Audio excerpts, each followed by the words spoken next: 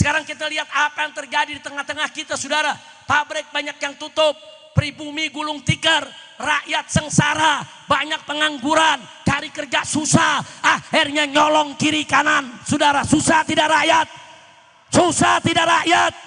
Ini semua gara-gara korupsi. Kita mau damai tidak sama korupsi? Setuju kalau sama koruptor damai? Pala lu bomenyan damai. Kok koruptor diajak damai? Enggak ada damai, tegakkan hukum.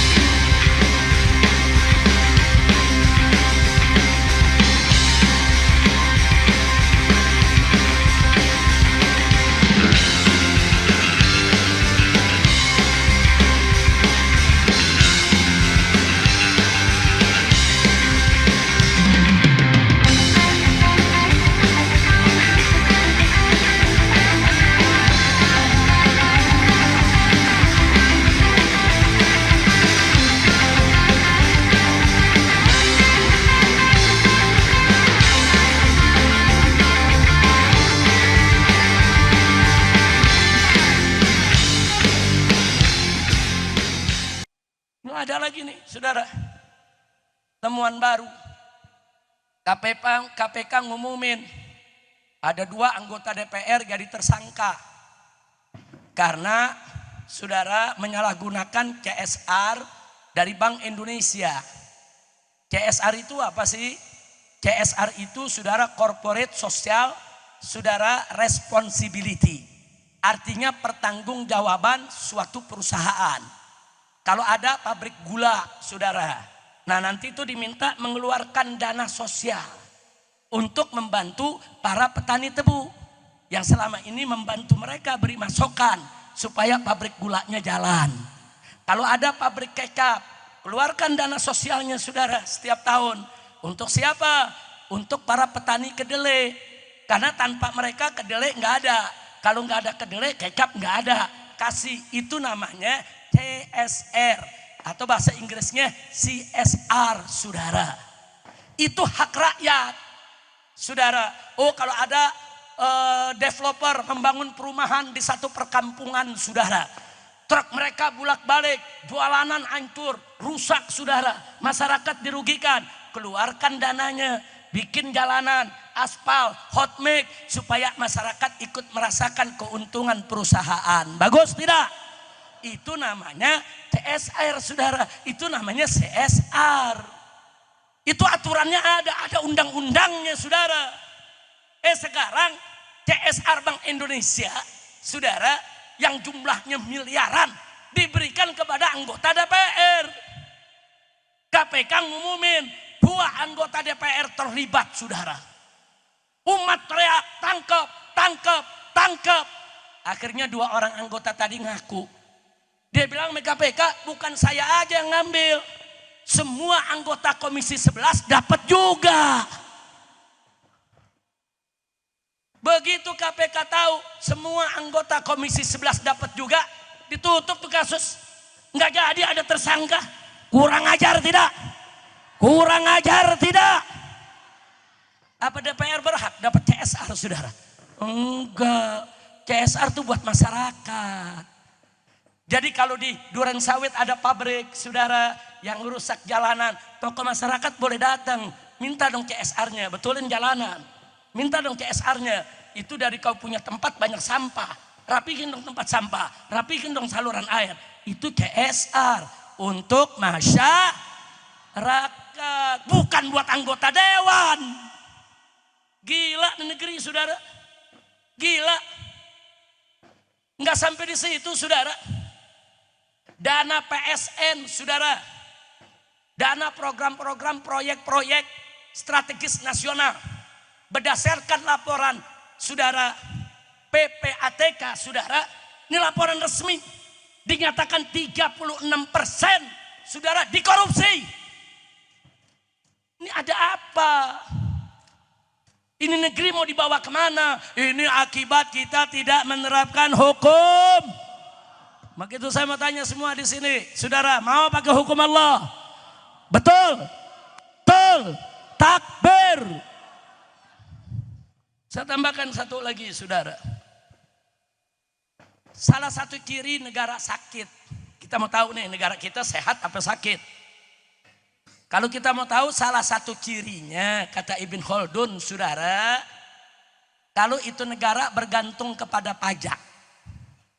Kalau negara tersebut bergantung kepada pajak dari rakyat, negara itu sakit, saudara. Ini di Indonesia nih. Supaya Anda tahu, ini laporan resmi dari BPS, Badan Pusat Statistik, pada tahun 2024 yang baru lalu, saudara. Apa dikatakan? Bahwa APBN, anggaran pendapatan, saudara, negara Indonesia ini 82,4% diperoleh dari pajak. Astagfirullahaladzim. Kenapa jadi dari pajak, saudara? Saya baca laporannya, saudara. Ternyata dari sumber daya alam kita. Sumber daya alam kita ini kaya banget. Kita punya minyak sawit, kita punya minyak bumi. Saudara, ada timah, nikel, emas, batu bara, bauksit, aspal, segala macam. Sampai uranium kita punya, saudara. Kaya raya. Bahkan sampai, saudara, mantan pimpinan KPK, itu namanya Abraham Samad, pernah menyatakan dalam satu wawancara, itu kalau salah satu tambang itu nggak dikorupsi, saudara, itu hasilnya cukup dibagi-bagi buat rakyat Indonesia, satu orang 20 juta per bulan gratis. Itu baru satu tambang. Di kita nih ada puluhan tambang. Ternyata laporannya saya baca, saudara, dari sumber daya alam Indonesia cuma 7% pendapatan buat negara. Dan jumlahnya cuma 207 triliun. Sementara yang dikorupsi tadi baru urusan satu tambang aja 271 triliun. Belum yang lainnya, saudara. Ini kenapa ribuan triliun, saudara, dikorupsi, yang dikasih buat negara cuma 207 triliun. Gila ini negeri, edan, saudara. Dan ini nggak boleh dibiarkan. Nggak boleh. Yang kaya makin kaya, yang miskin makin miskin. Nah, sekarang kita lihat apa yang terjadi di tengah-tengah kita, saudara. Pabrik banyak yang tutup. Pribumi gulung tikar, rakyat sengsara, banyak pengangguran, cari kerja susah, akhirnya nyolong kiri kanan. Saudara, susah tidak rakyat? Susah tidak rakyat? Ini semua gara-gara korupsi. Nah, itu saya mau tanya nih, sebelum saya akhiri. Kita mau damai tidak sama korupsi? Setuju kalau sama koruptor damai? Pala lu bomenyan damai. Koruptor diajak damai, nggak ada damai. Tegakkan hukum, hukum yang berat, penjara mereka seumur hidup, kalau perlu hukum mati kalau jumlahnya sudah kelewat batas, betul? Makanya saya berkali-kali di mimbar sering ngomong, Pak, Bu, korupsi di zaman Pak Harto ada, bukan nggak ada, banyak. Tapi korupsinya di kolong meja. Korupsinya di mana? Kolong meja. Begitu masuk zaman reformasi, saudara, korupsinya naik ke atas meja. Lebih berani terang-terangan, paham? Begitu di zaman Jokowi, meja-mejanya di bawah hari. Kacau tidak? Kacau tidak? Ini yang menilai bukan saya saja. Hari ini kita dikejutkan, saudara, dengan satu berita mengejutkan. Saudara, berita apa itu gerangan, saudara? Ada satu organisasi, saudara, yang kerjanya di bidang proyek pelaporan. Namanya OCCRP, saudara. O-nya itu organized, saudara. Sementara C-nya itu crime, saudara. Organized crime and corruption reporting, saudara, project. Artinya apa? Proyek, ini lembaga proyek internasional untuk pelaporan kejahatan yang terorganisir dan kejahatan korupsi. Di situ diletakkan ada 5 sampai 6 nama koruptor paling, saudara, tinggi di dunia. Yang nomor 2 Jokowi. Ini apa bagaimana cerita ya saudara? Ini nama bangsa Indonesia, ini merusak nama negara, saudara. Itu OCRRP itu saudara, supaya Anda tahu, itu organisasi jurnalis internasional yang setiap tahun dia memberikan laporan ke seluruh dunia, saudara. Seluruh kepala negara di dunia akan baca itu laporan. Presiden Indonesia, saudara, Presiden Indonesia yang sekarang menjadi mantan Presiden Indonesia, ditempatkan sebagai orang paling korup di dunia, nomor 2. Nggak sampai situ saja, saudara. Bahkan pejabat yang sering menggunakan sistem, saudara, untuk melakukan kriminal terorganisir. Nah, kalau sudah dikatakan ini orang paling korup di dunia, mestinya KPK tangkap itu Jokowi, saudara. Betul. Dan Bapak Prabowo nggak usah melindungi Jokowi, jangan menjaga Jokowi, jangan membela Jokowi. Bahkan Prabowo mesti bersama-sama rakyat kita seret Jokowi, jebloskan ke penjara, saudara. Takbir, takbir. Prabowo luar biasa pidatonya, saudara. Kita kejar itu koruptor sampai Antartika. Sekarang kita ajak Prabowo, ayo tangkap koruptor di antara kita. Kira-kira setuju gak? Setuju gak? Jadi kita doain, semoga Bapak Presiden Prabowo tidak omon-omon saja. Amin. Lu amin yang serius dong. Lu aminnya nyengir kuda. Amin. Semoga Allah berikan taufik dan hidayah buat Bapak Presiden Prabowo. Allah berikan petunjuk, Allah berikan kekuatan, Allah berikan keberanian untuk tangkap semua koruptor, jebloskan mereka semua ke penjara. Setuju? Kalau Presiden Prabowo melakukan itu, dukung tidak? Setuju tidak? Rela tidak? Takbir.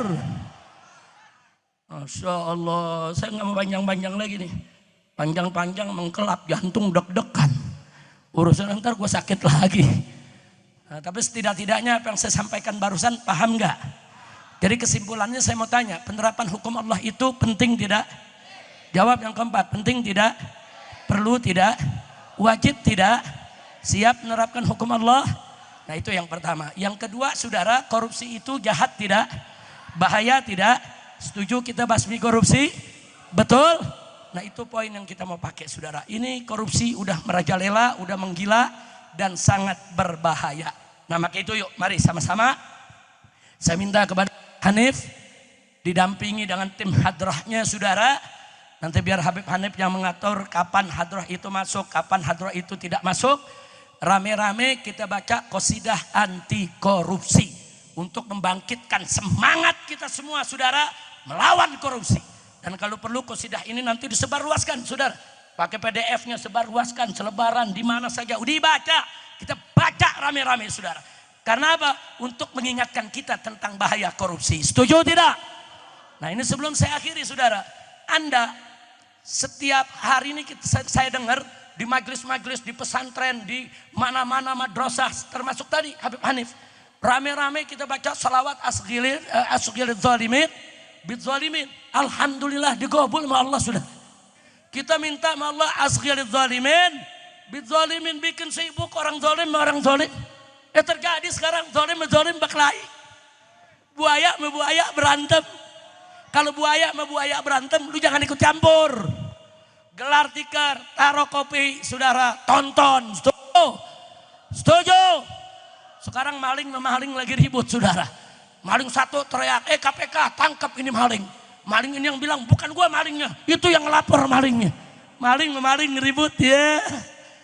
Nah, makanya sekarang ikut campur jangan. Ikut campur jangan.